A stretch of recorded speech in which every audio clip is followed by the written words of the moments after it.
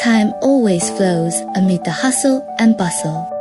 We long for a corner where we can slow our pace. Let the heart settle and lay to rest all weariness and longing. A gentle touch awakens a miracle born of water.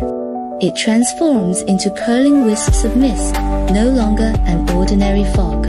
Instead, it becomes negative ions of freshness you can see, infusing every deep breath with purity and safety. Health becomes a silent verse in the air. Light has come to life, this flickering flame. It is a moving sculpture in the home, a silent rhythm within the space.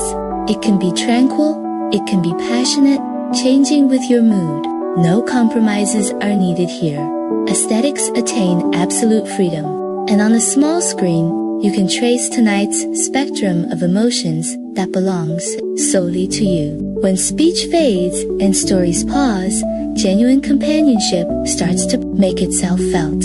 Silent and wordless, it feels as if it speaks countless tales, witnessing tender moments and safeguarding dreams.